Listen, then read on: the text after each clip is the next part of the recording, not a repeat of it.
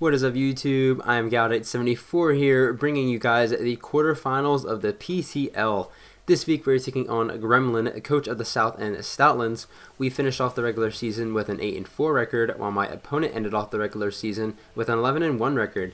Now this is round 2 of playoffs. If you guys didn't check out last week's video, I highly recommend you go check it out. Obviously, since this video does exist, that does imply that we did win last week, so I mean, it's sort of a spoiler, sort of not. I mean, you guys could kind of put 2 and 2 together there. This is a rematch. We have faced Gremlin before, and we got absolutely smacked by him in the regular season. So that is very scary. What also is very scary is that he finished off second place overall of the 40 people in this entire league. That is insanely good, and that is going to be really hard to go up against overall. And before I get into Gremlin's team, I do want to mention that out of the 8 people remaining in the playoff system, 6 of them are GOAT Crusaders. And if we win this game, there will only be 1 non-GOAT remaining, and maybe even 0, depending on if mid decides to be Diabetic Raichu. So there could be a full-on GOAT Crusaders semifinals if that ends up happening, which would be really cool to happen, but that does require us to win, and you know. Anyway, I do love my opponent Gremlin's team a lot. He has a lot of stuff I do like Salazzle, Hippowdon, for example. My 2 favorite mons basically to use in draft. So that's pretty cool. His team is the exact same as last time, so let's get into that. My opponent for the quarterfinals game, Gremlin, has a team consisting of Excadrill, Hippowdon, Hatterene, Crawdaunt, Salazzle, Rotom-Mow, Shuckle, Mantine, Cursola, and Silvally Normal. Now I expect my opponent to bring consist of Excadrill, Hatterene, Crawdaunt, Salazzle, Mantine, and Cursola. The only really other mon I could see coming is Rotom-Mow. I personally don't think Rotom-Mow has the greatest matchup in the entire world, but I did play really bad against it in our last matchup, and it put in a lot of work against me, so maybe he'll be inclined to bring that again. The same kind of goes for Hippowdon. Hippowdon isn't the biggest threat in the entire world, especially because Excadrill is sort of forced to be Mold Breaker and not Sandrush this week, and Hippowdon just kind of sits around, doesn't really do too much except for get rocks up in this matchup overall, but again, I didn't play great against it last time, and he could want to bring it again. But threats on his team, the 2 biggest threats easily are the Crawdaunt and the Salazzle. Crawdaunt, I don't have a single switch into, so that thing is very scary if it decides to get in for free. And then Salazzle, I had to heavily prepare for Salazzle this time to make sure it wasn't that big of a threat. But without all that preparation, Salazzle will be a huge threat against my team, and it still is. I still have to play a certain way to sort of beat that thing. And those are the 2 biggest threats. And then finally, I mentioned it last time, Cursola under Trick Room is so scary against my team. Ghost Spam is really hard to go up against because I just don't have a good normal type except for Linoon, of course, which, spoilers, is definitely not coming this time. And Cursola can definitely claim a bunch of kills if it gets under Trick Room with the Hatterene. So that's a big threat to go up against. That's kind of the biggest threat against his team. Nothing else on his team is incredibly scary off the bat. Excadrill could be scary if my Appleton decides to go down, so he can Earthquake spam, and that's really scary against my team. But otherwise, that's kind of it. I went with defensive Vanillix last time, and that 100% was not the wave. I'm going to go offensive this week. I don't like defensive Vanillix at all. I feel like offensive is actually really good in this matchup as well, so I'm going to try and take advantage of that. My offense, just in general, is really good against this team. His speed tiers are a little bit lacking, so I feel like I could take advantage of that with my team that I built this week. And that is just basically my opponent's team in a nutshell. What I am bringing this week is the exact same 6 I brought last week, at least mons, not sets, but mons. I am bringing Golisopod, Silvally Steel, Vanillix, Rotom Wash, Cinderace, and Appleton. To start us off for our quarterfinals game, we have Golisopod. I have enough speed to outspeed no speed Hippowdon. Moves being First Impression, Liquidation, Aqua Jet, and Spikes with a Muscle Band. I wanted a little bit of damage on both my First Impression and my Water moves, so I felt like Muscle Band was the right way to go. I didn't want to take a Life Orb damage. But this is stupid good against my opponent. He has 1 good switch into this, and that is Mantine. And once Mantine goes down, Pod has a field day. First Impression does a load of damage to a lot of his team, like the Rotom-Mow, the Crawdaunt. The Hatterene doesn't really want to take it either. And then Liquidation and Aqua Jet is super good. His team does not like water type attacks whatsoever. Liquidation has a chance to lower defense, which is really nice for stuff like the Silvally or the Hatterene, for example. That'd be really cool. And then I have Aqua Jet just to basically knock out Salazzle and Excadrill with a little bit of chip. This thing is going to be really good. He has to play around First Impression and take a bunch of chip on stuff, assuming that Mantine is already down. I can't really use this thing once Mantine is alive because it just doesn't do much. I could try and predict and set up Spikes, which could be nice to force it to defog and try and get some offensive momentum off of Mantine, which I can do in this game based on what I have.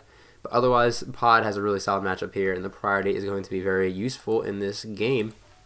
Second off, we have Silvally Steel. This is max HP with enough speed. I think it's to outspeed Excadrill. If it's not Drill, it's Rotom-Mow. Moves are Parting Shot, Multi-Attack, Surf, and U-Turn. Yes, I have Parting Shot and U-Turn on the same set. Reason being is that I don't want to be in with Hatterene, or they are in with Hatterene and they stay in and I Parting Shot, and then I'm in a bad spot because then they Parting Shot out and they can go out into something like Crawdaunt or something like that and basically just claim a kill, if not Salazzle, and that's very scary. So I can at least have U-Turn as an option to still pivot around that thing. Multi-Attack is still pretty spammable against my opponent. Hatterene doesn't want to take it. Shuckle is weak to it, and a few other mons like Cursola is not going to want to take it, let's be real. And then Surf is just there for like the Salazzle if I have to have an option to hit it, as well as the Excadrill as well. I want to be able to hit it somehow. So Surf is really nice there. This is my main switch into the Hatterene and the Cursola and Silvally, so I have that there for that, even though it's not the greatest switch in the specs, Cursola, if I'm being completely honest. That's all Silvally's job is, really just to pivot into those particular mons. Third up is going to be Vanilluxe. Vanilluxe is Max Spatak, Modest Nature. This outspeeds Crawdaunt. I have the Never Melt Ice. Moves being Blizzard, Freeze Dry, Aurora Veil, and Ice Shard. I almost put specs on this, but I feel like Freeze Dry would be a little bit better if I want to touch the Mantine, and I need the priority for Ice Shard because Blizzard does so much to his team. He actually, I don't think he has to switch into this. He doesn't have a good switching because Blizzard does over half the Salazzle. Hippo can set the weather and make Blizzard inaccurate, so that's a little bit scary. And then his only other switching would be Mantine, but Mantine doesn't appreciate Freeze Dry afterwards, so Vanilluxe is looking really good here. A lot of his team is actually really slow, so almost everything is 2 code that wants to come in. If Excadrill wants to come in and take like a boat ton, it probably even has a chance to kill if it's really offensive drill, so that's going to be really nice to go up against. But yeah, that is basically Vanilluxe just here just to break. I don't plan on having Vanilluxe in the late game. I just want to be in early and click Blizzard. Honestly, if I trade Vanilluxe for Salazzle early game, I'll be really happy with that, as long as I get a lot of damage off on the Salazzle. And that's Vanilluxe's job, is to break this week. Fourth up is going to be Rotom Wash. This is a lot of weird EV bulk. It's enough speed to outspeed Crawdaunt again. Moves being Volt Switch, Hydro Pump, Sub, and Defog. Sub is to make sure that Rotom mode isn't too big of a deal against this Rotom Wash this week. If he wants to stay in the Leaf Storm, then it's not as scary. If he wants to stay in T-Ball or Volt Switch around, then he has to pivot into something else. That'd be pretty cool for me. Defog is to make sure that Hippo can never keep up rocks. Hippo is really his only good rocker on this team, if not Shuckle. But Shuckle I don't really see coming in this matchup. This is a good pivot into the Mantine. I can always take a hit from Salazzle, as well as the Drill if it's not Mold Breaker. But let's be real, it's going to be Mold Breaker this week. And that is Rotom's job, to keep off the hazards and just deal with a few of his mons. Fifth up is going to be Cinderace. Cinderace is Choice Banded again. I love Banded Cinderace so much. This outspeeds Salazzle. Moves being Powerball, Zen Headbutt, U-Turn, and Sucker Punch. Basic standard moveset. I have Zen Headbutt just to hit the Salazzle, just not nuke it. Powerball 2-shots everything outside of Mantine and Hippo, but if Spike is up, then it basically 2-goes Hippo. And Mantine, if it's not defensive enough and it's like more Spadef, then it can 2-go. It's a roll, but not in my favor, of course. But that would be really nice just to come in and click buttons and kill things. This is the fastest mon on the entire field, barring Excadrill. It has like Scarf or something like that, which I'm pretty sure he had last time. So I have to be careful about that. And then Sucker Punch for Trick Room Cursola, so it never becomes a big problem. It's my only reliable way to deal with it in Trick Room, outside of Silvally taking a hit, but I'm still not the most reliable in the entire world. And that is Cinderace. It's here just to break stuff on his team. I think this is going to put in a lot of work this week. And then finally we have Appleton. Appleton is max HP, max defense with 12 Spadef. This is to make sure I can take, for I think, 3 attacks from something on his team. I don't quite remember what it was, again, of course. But anyway, I have Kebia Berry on this thing, is to take a poison move to Salazzle. If he does bring the Rotom Mow, this is my only real good switch into that thing.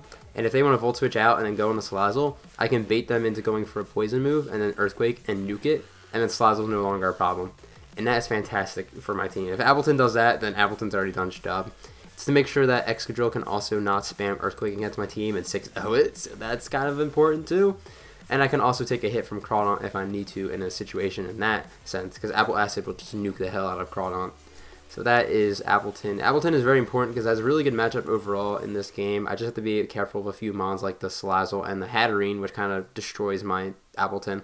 But I have Silvally to switch into that. And that is my team. I talked a lot during this team builder. How long is it? We're 9 minutes in, almost 10 minutes in. I'm looking forward to this. I'm not the most confident in this matchup. I am more confident than I am against Idrissel in the APM. I butchered that name. But I do feel a lot more confident this time than last time because I brought a team that I didn't really like against him last time. It was just something I was trying out, and it didn't work. But this time we're going to go with something I'm pretty confident in, or comfortable with. That's a better word to use. But we're going to head over to Pokemon Showdown, and we're going to watch the battle. Alright, we've arrived at Pokemon Showdown, and there is no Mantine on my screen. That was the biggest shock to me. This means that Golisopod is hella free in this game. As you look, it's going to have a field day here. There's also no Cursola, so I don't have to worry about that thing under Trick Room. In regards to lead, I'm going to lead off with Pod, because it just not claims a kill, but it does a lot of damage right off the bat, as they're going to lead off with Hippo, and that is quite fine. I have Liquidation for this Hippo, and it is going to do a decent chunk. As the Hatterene is actually going to come in, and I was really shocked to see this until I saw it at 40%. I do get Defense Drop, which is unfortunate. It's going to kind of force my opponent to go out, but this is a very bulky Hatterene. They're like max HP, almost max defense. So I'm going to keep that in the back of my mind for later, as now the Rotom comes in, takes 26%. That's a nice chip right there. I obviously need Pod for this game, so I'm going to switch out and go out into Appleton. I am fine to pivot into this thing, because if they want to Volt Switch out and go out into like Salazzle, I can deal with it.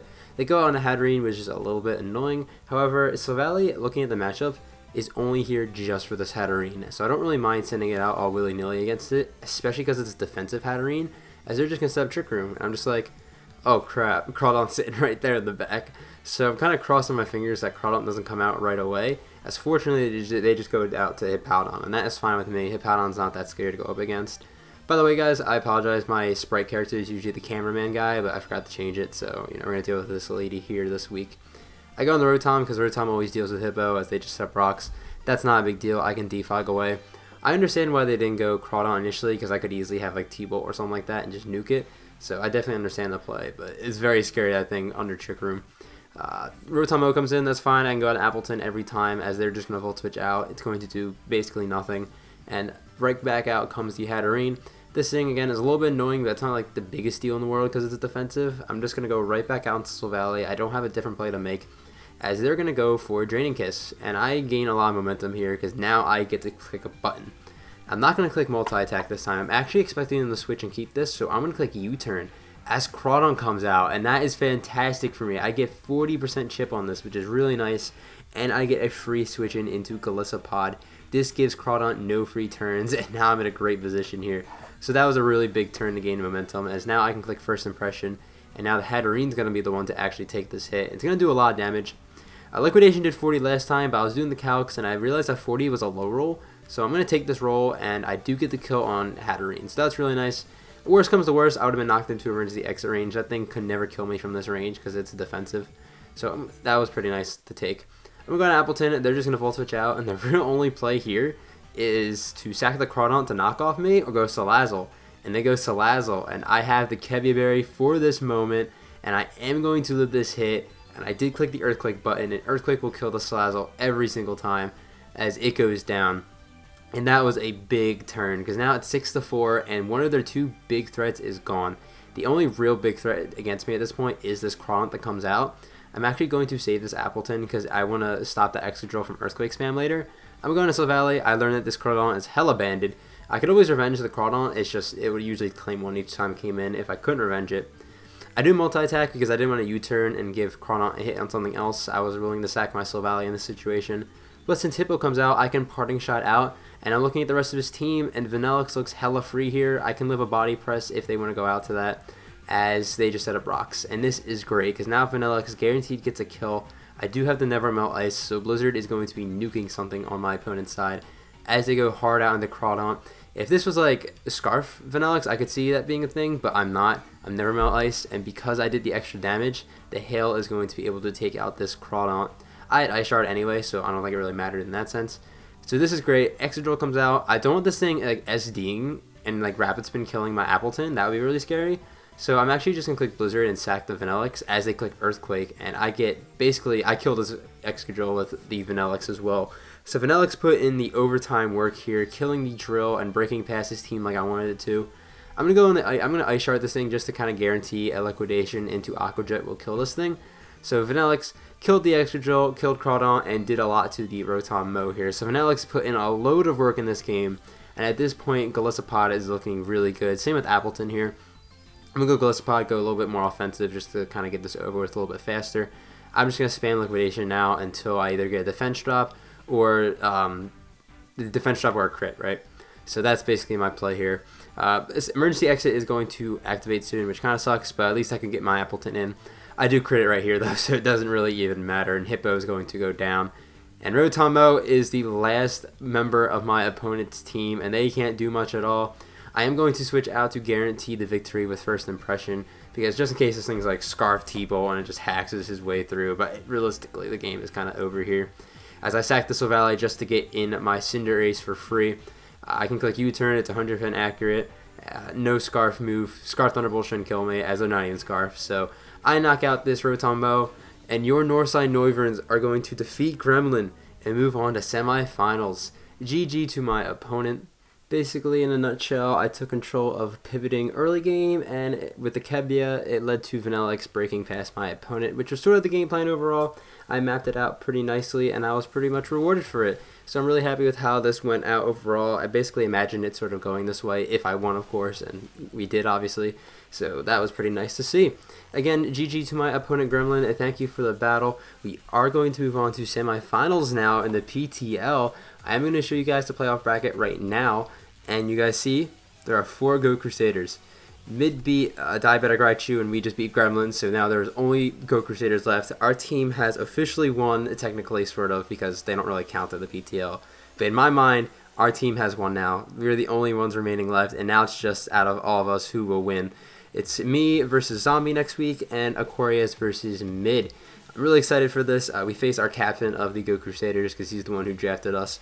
And I'm really excited. He's had a great season. Zombie has. He has a Girder on his team that I think led the league in kills, which was nuts. I do respect some Girder action, though, so I really like that mon. But we're going to go up against Zombie next week. Thank you guys for watching so much. If you enjoyed the video, please leave a like. If you like Pokemon Draft League content, consider subscribing to the channel. I'm going to head out of here. Have a fantastic day, YouTube.